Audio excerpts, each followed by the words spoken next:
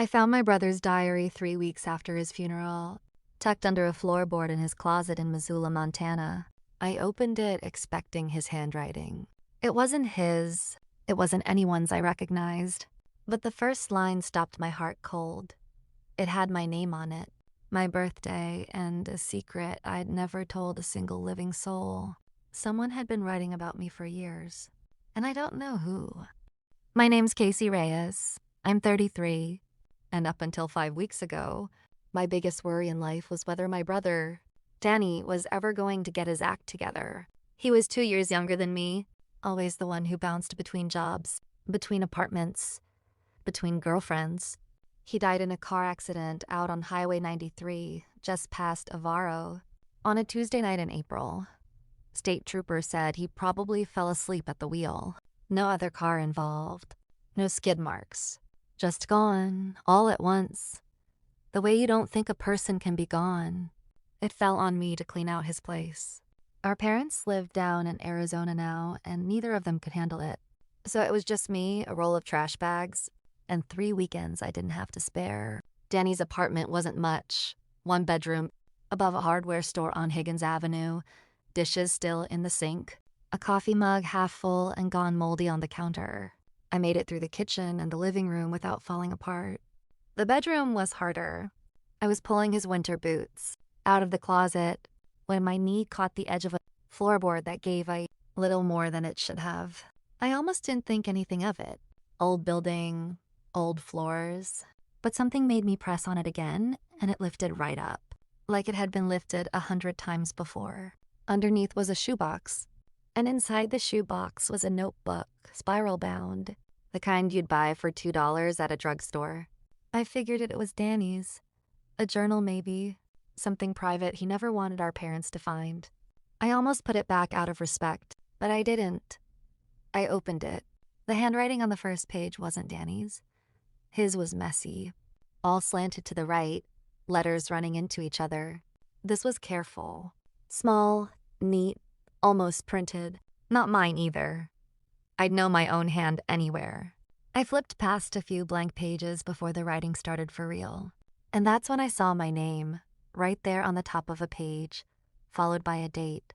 My birthday, not just written down, circled twice, like somebody wanted to make sure they'd remember it. I sat down right there on my brother's bedroom floor and started to read. The first entry didn't read like a diary. It read like someone had been keeping notes on me. Casey started 3rd grade today. Wore the blue jacket with the frog on the pocket. Cried at drop-off because she didn't want her mom to leave.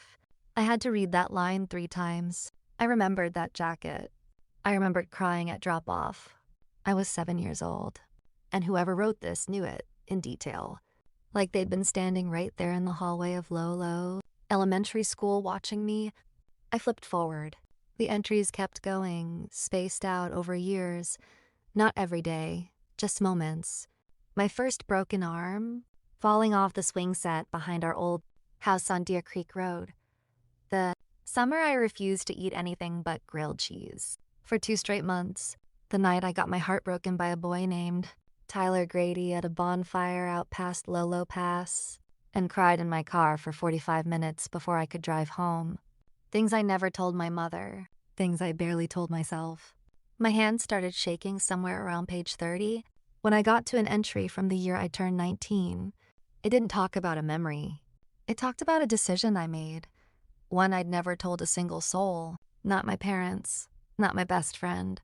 Not even Danny. Something I did that year that I still carried around like a stone in my chest. It was written down plainly like a fact, like the person writing it had been sitting across the table from me the whole time. I closed the notebook and just sat there on that floor, my back against Danny's bed, trying to breathe normal again. My first thought was that Danny had done this. That somehow my little brother, who could barely remember my birthday most years, had secretly been keeping track of my whole life without me knowing. But the handwriting wasn't his, and Danny didn't know about that decision I made at 19. Nobody did. I checked the front cover, the back cover, every page for a name, nothing. No signature, no initials, just my life, written down by somebody I couldn't place. I called my mom that night in Arizona, and I didn't even know how to start the question. I just asked her, careful, testing the water. Had Danny ever asked her questions about me when we were kids? Had he ever kept notes, journals, anything like that? She got quiet on the other end of the line, quiet in a way that didn't feel like confusion. It felt like she was deciding something. Casey, she finally said, why are you asking me this now? I told her about the floorboard, about the notebook. I heard her breathe out slow, like she'd been waiting a long time for a phone call like this one. There's something about your brother. I should have told you a long time ago, she said. Something about the year you two were born. I sat down at Danny's kitchen table, phone pressed so hard against my ear it started to hurt, and waited for my mother to keep talking. It took her a second. I could hear her moving around her kitchen back in Arizona, like she needed her hands busy to get through it. You and Danny weren't the only ones, she said. There was a third baby. I didn't understand at first. I actually laughed, a short, confused kind of laugh, because it sounded like the start of a joke. My mom didn't laugh back. She told me that she'd been pregnant with triplets, not twins, back in the winter of 1991, out in Kalispell, where she and my dad lived before I was born. One of the three didn't make it through delivery, she said. That's what the hospital told them at the time. A girl. She said they never even got to hold her. My dad had been the one to handle the paperwork, the arrangements, everything, because my mom was still recovering and could barely stand up on her own 2 feet. But a few years back, she said, her voice dropping lower, your father told me something before he passed, something he never should have kept from me for 20 years. She said my dad had confessed, near the end, that the hospital records that year were a mess, some kind of understaffing, scandal that made the local news a while later, families getting mixed up, paperwork lost. And there'd always been a rumor, one he never chased down, one he was too scared to chase down, that the baby girl hadn't died at all, that somewhere in the confusion, she'd been sent home with another family instead of buried. My mother told me that Danny had found out about it too, about a year before he died. She didn't know how. She said he'd come to her with questions she couldn't answer, and after that he'd gotten quiet, private, spent a lot of time on his laptop with the screen turned away from anybody who walked in the room. I always figured he was looking for her, my mom said. I never thought he'd find anything. I never thought he'd write it all down and hide it from both of us. I asked her the only question that mattered. If that baby girl really had lived, if she was really out there somewhere, would she know about me? Would she have any way of knowing what my third-grade jacket looked like? Or what happened at that bonfire past Lolo Pass? My mother went quiet again, longer this time. Casey, she said, the diary. Whose handwriting is it in? I looked down at the notebook still sitting open on the table in front of me, at all those small, careful letters that weren't mine and weren't Danny's, and for the first time since I found it, I understood what I was actually holding. It wasn't a brother writing down his sister's life from memory. It was someone writing down a stranger's life because she'd been trying, quietly for years, to learn who that stranger was. I didn't sleep that night. I sat at Danny's kitchen table until the sun came up, going back through the notebook page by page, looking at it differently now.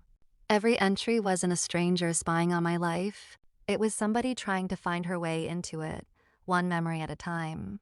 Like she was building a bridge out of things she'd learned about me from a distance. The last entry in the notebook was dated 11 days before Danny died. It was different from the rest, longer, and for the first time, it wasn't about me at all. It was a letter addressed to him. Danny, I think it's time. I've watched from far enough away for long enough. I don't want to keep doing this through pictures on the internet and things you tell me over the phone. I want to meet her. I want to meet my sister. Please help me find the right way to do it. At the bottom, under the last line, there was a name, not Casey, not Danny. A name I'd never heard in my life. Emily Hartwell. I searched it that morning with my coffee going cold beside me, my hands still not quite steady. It didn't take long. Emily Hartwell, 33 years old, living 2 hours south in Bozeman. A profile picture came up on the second search. and I had to set my phone down flat on the table and just look at it for a while, because looking at her felt like looking at a photograph of myself that I didn't remember anyone taking.